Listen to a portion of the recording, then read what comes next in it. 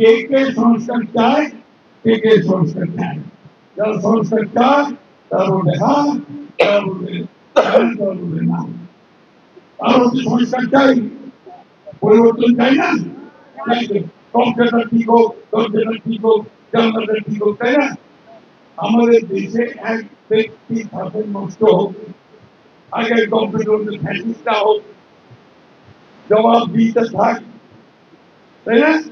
এটাকে আমরা বলছি যে একটা হাফ আপনাদের দুইটা ব্যালট দিবে, একটা হচ্ছে ইলেকশনের ক্যান্ডিডেট, আরেকটা হচ্ছে লেখা থাকবে হারাম।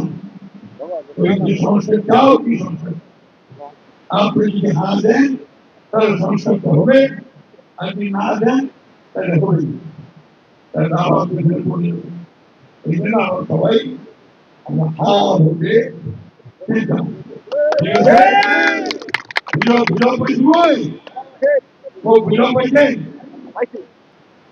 আপনি সংখ্যালঘু নন, আপনি বাংলাদেশি নাগরিক, আপনার সেই সমান অধিকার। আমি আপনাদেরকে এই কথা জোর দিয়ে বলতে চাই, আপনার নিজের অধিকারের জন্য নিজের পায়ে দাঁড়ান।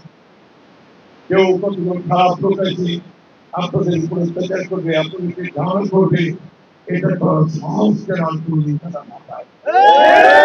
একটা জিনিস আপনারা মনে রাখবেন যে আমরা বিএনপি, আমি মির্জা আলমগীর আপনাদের পাশে আছি সবসময়, অতীতে ছিলাম, এখন আছি। আমার এখানকার যে ভাই আছেন তারা সবাই আপনাদের পাশে, ঠিক কিনা বলেন? আমরা ওই জিনিস প্রোগ্রামকে দিতে ভালো লাগতে আমার হিন্দু মুসলমান বেদের জোর